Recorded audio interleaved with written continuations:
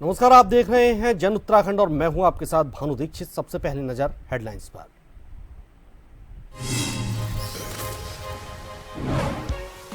उत्तराखंड में सीएम धामी की पहल लाई रंग। 40 आईएएस अधिकारियों ने प्रथम नियुक्ति वाले गांव लिए गोद। अधिकारियों के सुझाव पर होगा गांव का विकास।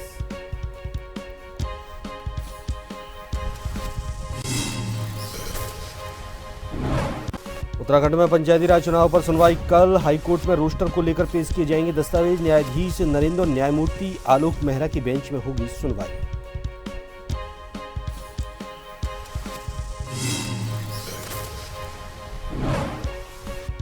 उत्तराखंड में ईडी की कई जगह छापेमारी। देहरादून, काशीपुर, रुद्रपुर में कई अफसर के घर रेड। NH 74 भूमि मुआवजे से जुड़ा है मामला।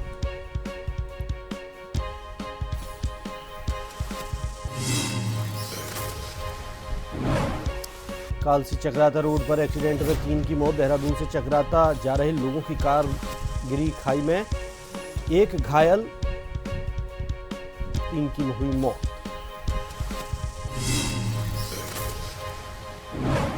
उत्तराखंड में नदी में गिरी ट्रेवलर, धार के युवक की मौत। 10 वर्षीय बेटा, पत्नी समेत 9 लापता। ट्रक ने पीछे से मारी थी टक्कर।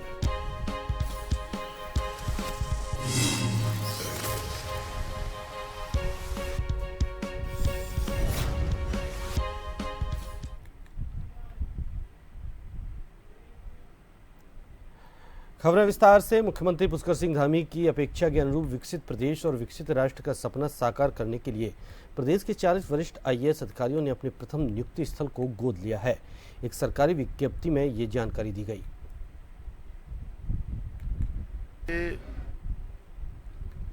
आईएएस, आईपीएस क्योंकि जिनका एक लंबा कालखंड हमारे राज्य की सेवा में हो गया है, उनको हमने उनसे अपेक्षा की है कि राज्य के विकास में उनका योगदान वैसे तो है ही है, लेकिन कुछ ऐसा योगदान जहां उनकी सेवा प्रारंभ हुई है उस स्थान को वो अडॉप्ट करें। जो आईएएस हैं, जिन्होंने जिस तहसील से, जिस परगना से, जहां से अपनी ट्रेनिंग शुरू करी है, अपनी सेवा की शुरुआत करी, उस स्थान को और अच्छा कैसे बनाया जा सकता है, विकसित भारत के संकल्प में और कैसे योगदान दिया जा सकता है, क्या टारगेट वहाँ का होना चाहिए, किस प्रकार वहाँ का विकास होना चाहिए।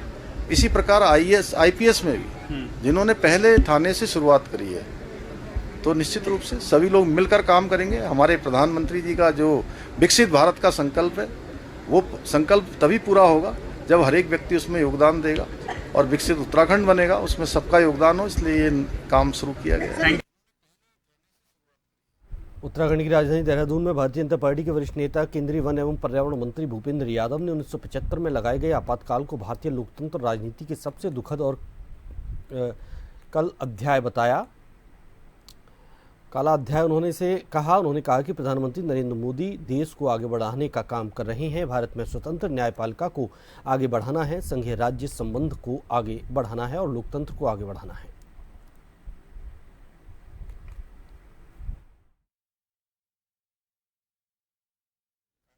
25 जून ये इस देश की संविधान हत्या दिवस के रूप में याद किया जाता है। और जैसा भी महेंद्र जी ने बताया था कि घटना 50 साल पहले की है, पर देश के हर नौजवान को ये जानना चाहिए कि 50 साल पहले ये जो घटना इस देश में घटी थी, उसकी पुनरावृत्ति ना हो। इसकी पृष्ठभूमि भी ऐसी है कि बांग्लादेश की लड़ाई के बाद इंदिरा गांधी जी बहुत शक्तिशाली हो गई थी। सत्ता का ऐसा अभिमान था कि उन्होंने सरकारी को ही अपना मान लिया। सरकारी अधिकारी को लगाकर अपना चुनाव लड़ा और इसलिए इलाहाबाद उच्च न्यायालय में न्यायमूर्ति जगमोहन लाल सिन्हा ने उनके चुनाव को अवैध घोषित करा। पंचायती चुनाव की सुनवाई अब 27 जून को होगी। आज कोर्ट में कुछ दस्तावेज कोर्ट में रोस्टर को लेकर पेश किए गए। कुछ दस्तावेज कल सुबह दाखिल किए जाएंगे, जिसमें सुनवाई करते हुए मुख्य न्यायाधीश नरेंद्र और न्यायमूर्ति आलोक मेहरा के समक्ष सुनवाई हुई। मामले में अब अगली सुनवाई कल होगी। एनी डेमोक्रेसी और इलेक्शंस तो होने ही चाहिए, बट हमने भी यही कहा था इलेक्शंस तो होने ही चाहिए। इलेक्शन रुकवाने का तो कोई औचित्य नहीं था, पर इलेक्शन प्रक्रिया के अनुसार हो। माननीय न्यायालय के सामने कुछ दस्तावेज पेश किए हैं सरकार की तरफ से, दिखाने के लिए कि उन्होंने रोटेशन किया है, उसे पढ़ने का हमें समय मिला है और कल सुबह फिर से इस पर बहस जारी रहेगी। उत्तराखंड हाईकोर्ट ने त्रिस्तरीय पंचायत चुनाव में आरक्षण रोस्टर निर्धारण के खिलाफ दायर विभिन्न याचिकाओं की सुनवाई मुख्य न्यायाधीश की अध्यक्षता वाली खंडपीठ में गुरुवार को भी हुई।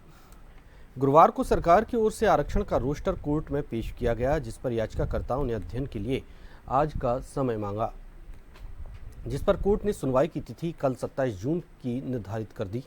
इधर गुरुवार को अधिवक्ता योगेश पचौलिया ने कोर्ट को अवगत करवाया कि राज्य सरकार ने आरक्षण को लेकर गठित समर्पित एकल आयोग की जिस रिपोर्ट के बहाने पंचायत चुनाव को लंबे समय तक टाला, उस आयोग की रिपोर्ट को सार्वजनिक किया ही नहीं।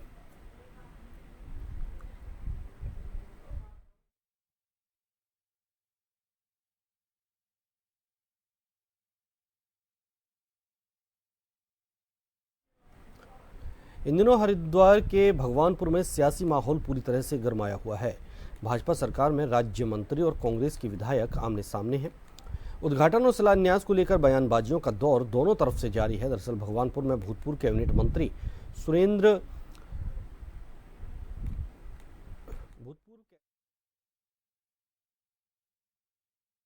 माननीय मुख्यमंत्री जी द्वारा भगवानपुर करालटी गांव में 35 करोड़ रुपए की लागत से अनुसूचित जाति छात्र छात्राओं के लिए एक आवासीय विद्यालय बनने जा रहा है। उसका मैंने स्थलीय निरीक्षण किया और माननीय मुख्यमंत्री जी से मैंने निवेदन किया कि वो उसका शिलान्यास करने आए। भगवानपुर की जनता उनको धन्यवाद ज्ञापित करना चाहती है, उनका स्वागत करना चाहती है।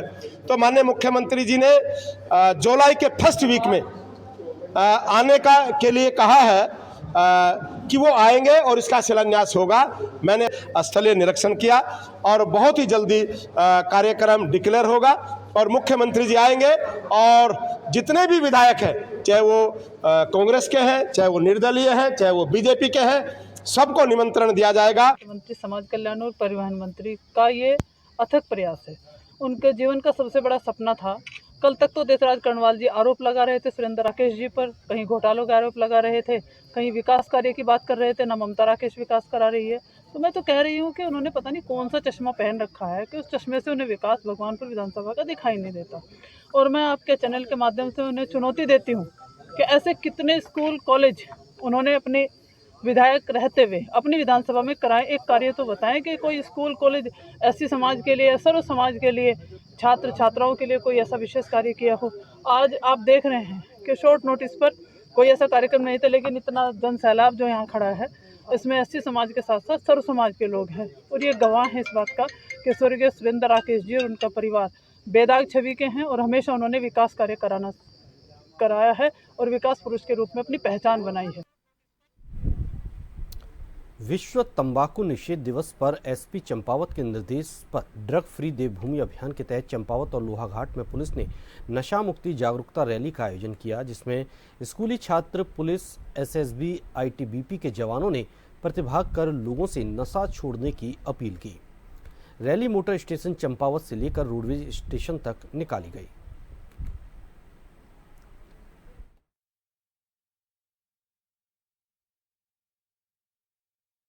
ड्रग डे के स्वरूप में मनाया जाता है। उसी के क्रम में आज हमारी एएनटीएफ की टीम तथा थाना और पुलिस लाइन के कर्मचारियों द्वारा यहाँ पे नशा मुक्ति का संदेश देते हुए रैली का आयोजन किया गया। आगे आने वाले दिनों में भी हम लोग प्रयास ये करेंगे कि इस तरीके के अवेयरनेस के प्रोग्राम और भी कराए जाए। चंपावत पुलिस का अगर नशे के ऊपर का जो चंपावत पुलिस की कार्रवाई है, अगर उसको देखा जाए तो लगभग पिछले साल से इस साल से 100 से अधिक मुकदमे चंपावत पुलिस ने नशे का जो व्यापार करते हैं उनके खिलाफ किए गए और आगे भी ये कार्रवाई चलती रहेगी। आज विश्व ड्रग्स प्रतिषेध दिवस के अवसर पर हमारा थाना पुलिस और ये केंद्रीय विद्यालय तथा टैक्सी चालक और हमारे होमगार्ड पीआरडी ग्राम प्रहरी द्वारा इसे प्रतिभाग किया गया है। इसका मकसद है, इसका मोटिव है कि नशा समूल नष्ट हो और नशे का कोई सेवन न करें। Say not to drugs, yes to life, ये हमारा मोटिव है। चंपावत जिले के लधिया घाटी क्षेत्र की स्वास्थ्य व्यवस्थाएं चरमरा गई हैं। क्षेत्र का चौड़ा मेहता प्राथमिक स्वास्थ्य केंद्र चिकित्सक विहीन हो गया है। अस्पताल में अन्य स्टाफ की भी भारी कमी है, जिस कारण क्षेत्र में भारी आक्रोश है। गुरुवार को क्षेत्र के सामाजिक कार्यकर्ता ने बताया कि लधिया घाटी क्षेत्र के प्राथमिक स्वास्थ्य केंद्र के चौड़ा मेहता के बॉन्डधारी चिकित्सक डॉक्टर नरेश गौतम का बॉन्ड खत्म होने से उनकी सेवाएं समाप्त हो गईं। अस्पताल के नर्सिंग ऑफिसर को 4 धाम यात्रा ड्यूटी के लिए भेजा गया है। फार्मासिस्ट को 3 दिन भिंगराड़ा अस्पताल में कार्य करना पड़ता है। कुंदन बोहरा ने बताया कि स्वास्थ्य केंद्र को मात्र 2 एनएम के हवाले छोड़ दिया गया।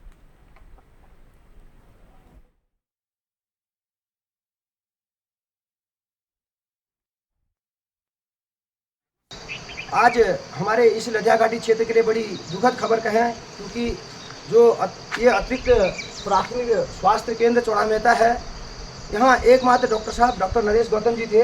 उनका लगातार 3 साल से यहाँ लगातार सेवा दे रहे थे।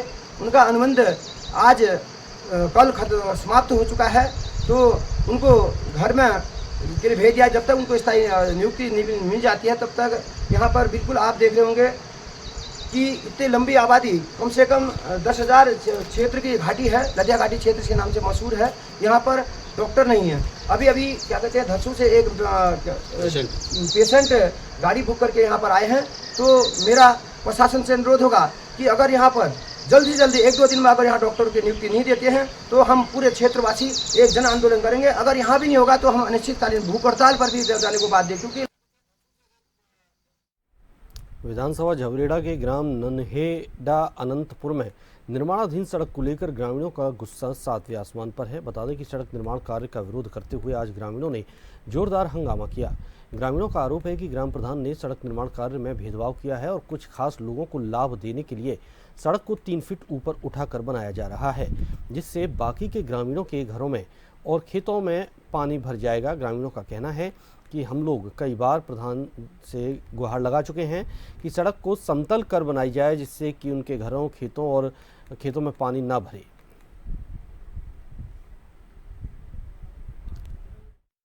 क्या दिक्कत, क्या परेशानी? दिक्कत ये हो रही है, अगर प्रधान को बोल रहा ना मका भाई इस सड़क को आप बना रहे, कौन सी सड़क बन रही, कितनी बन रही? यो वाली, यो सही बात तो ये सड़क भी नहीं है, ये चक रोड है हमारे खेत की 3 मीटर की।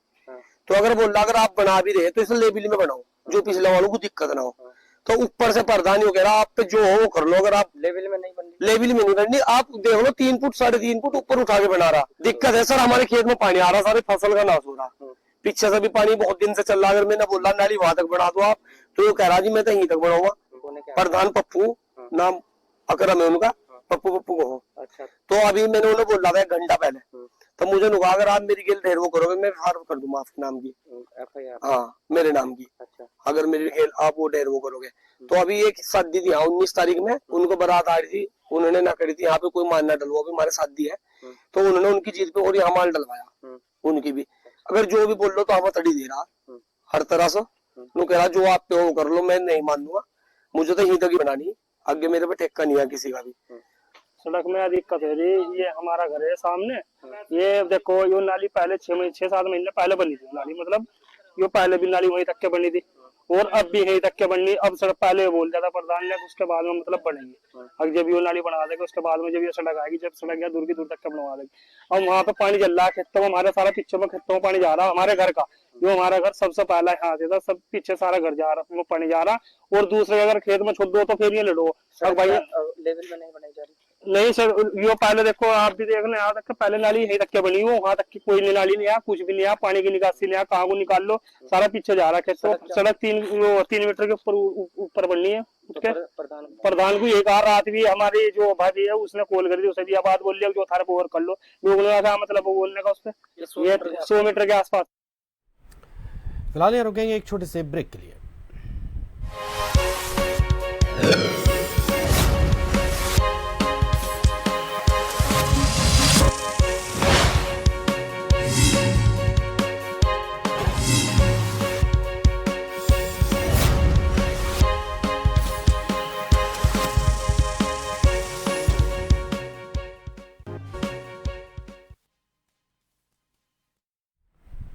ब्रेक के बाद आपका स्वागत है। आगे बढ़ते हैं। राजधानी देहरादून में NH 74 घोटाले के आरोपी PCS अधिकारी DP सिंह के आवास पर ईडी की छापेमारी की कार्रवाई चल रही है। 2017 में NH 74 में करोड़ों रुपए के घोटाले का मामला है। ऐसे में किसानों को मुआवजा देने के फाइल के दस्तावेजों के साथ बैंकिंग दस्तावेजों को ईडी के अधिकारी खंगाल रहे हैं। सुरक्षा के मद्देनजर पुलिस जवान भी तैनात हैं। जमीनों को खुर्द-बुर्द करके करोड़ों रुपए की धोखाधड़ी की गई थी, जिसकी जांच चल रही है।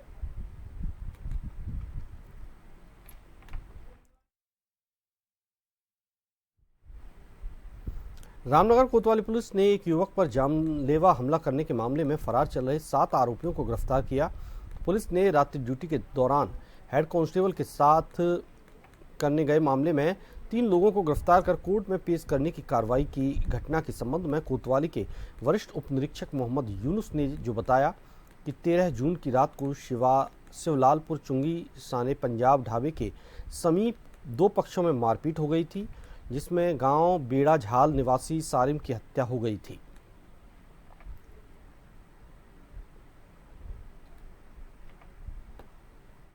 देखिए, 13 जून 2025 की रात को साने पंजाब चौराहे पर एक 2 गुटों के बीच में झड़प हुई थी। इसमें एक व्यक्ति की मृत्यु हो गई थी और दूसरा पक्ष जो है गंभीर रूप से घायल हुआ था। तो उस घायल पक्ष की तरफ से तहरीर मिलने पर हमने मुकदमा पंजीकृत किया था। उसमें हमने कल 9 लोग गिरफ्तार किए हैं।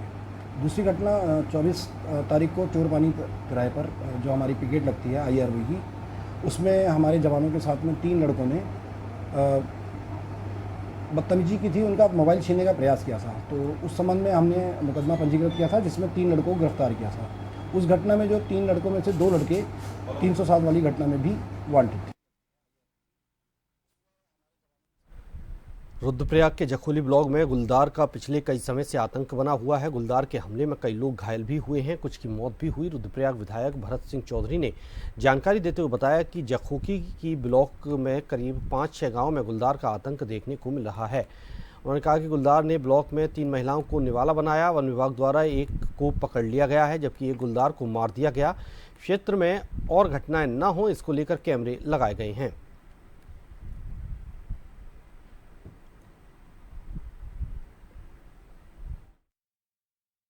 ऐसा प्रतीत हुआ कि शायद पहले जो गुलदार पकड़ा गया था वो नरबख्शी नहीं था। उसको पकड़ने के लिए पूरे प्रयास वन विभाग के द्वारा किए गए। इसी दौरान तीसरी घटना वहां पर घटित हुई और जिस दिन घटना हुई उसी रात को जो है गुलदार को मौके वारदात पे जो है गोली से उड़ा दिया गया और तब से अभी तक लगभग स्थिति शांत बनी। देहरादून जनपद के कालसी में चक्राता रोड पर जजरेड़ के पास एक वाहन अनियंत्रित होकर करीब 400 मीटर गहरी खाई में जा गिरा। वाहन में सवार 4 युवक हादसे का शिकार हुए, जिसमें से 3 की मौके पर मौत हो गई, जबकि एक गंभीर रूप से घायल है। कालसी पुलिस और SDRF की टीम मौके पर पहुंची और राहत बचाव कार्य चलाया गया। हादसे में प्रियांशु चौहान, दीपक सती और मुकेश राणा की मौके पर ही मौत हो गई।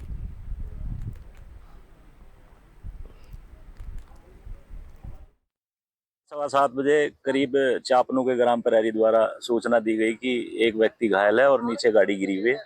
इस सूचना पे हम फोर्स लेके तत्काल हमने SDRF को सूचना दी। SDRF और हमारे द्वारा जो है नीचे जाकर देखा तो उसमें 3 व्यक्ति नीचे खाई में थे जो मौके पर डेड थे, जिन्हें SDRF की मदद से जो है 2 डेड बॉडी ऊपर निकाल ली गई। एक डेड बॉडी अभी भी नीचे ही है और उसे जो है रेस्क्यू किया जा रहा है। घायल को कहाँ भेजा गया और जो बॉडीज हैं या जो ये बच्चे कौन लोग हैं? ये घायल को सर्वप्रथम विकासनगर चिकित्सालय भेजा गया था और उसके बाद वो दून रेफर कर दिया गया है। अभी वो गंभीर अवस्था में बात करने की स्थिति में नहीं है। और जो मर्द है एक प्रियांशु चौहान है और दूसरा मुकेश राणा है और तीसरे की भी शिनाख्त नहीं हो पाई। उसके पास ऐसा कोई डॉक्यूमेंट्स नहीं मिला कि उसकी शिनाख्त हो पाए, लेकिन उसकी शिनाख्त के प्रयास किए जा रहे हैं। सहसपुर थाना क्षेत्र के केदारा वाला गांव में जमीन विवाद के चलते एक बुजुर्ग की संदिग्ध अवस्था में मौत हो गई। दरअसल केदार वाला गांव में खेत में काम करने गए 65 वर्षीय बुजुर्ग वाजिद अली की संदिग्ध परिस्थितियों में मौत हो गई थी। बताया जा रहा है कि वाजिद अपने बेटे के साथ खेत में काम कर रहे थे, जहां पास के ही खेत में मौजूद उसके भाई के बेटों से किसी बात पर विवाद हो गया। आरोप है कि बात इतनी बड़ी कि उनके बीच हाथापाई हो गई, जिसमें बुजुर्ग को संदिग्ध हालत में मौके पर ही उसकी मौत हो गई, जबकि उसके बेटे ने किसी तरह भागकर अपनी जान बचाई।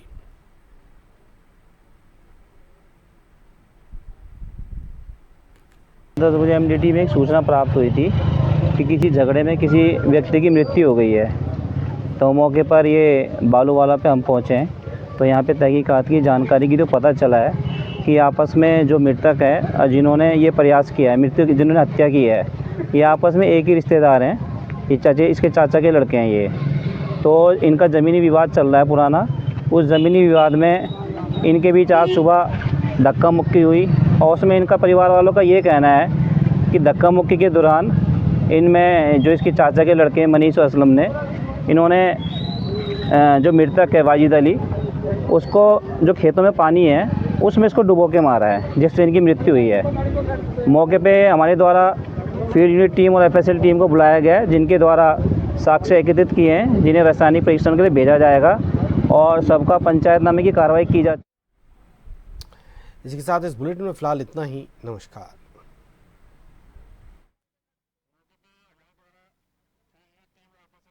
सरोकार आप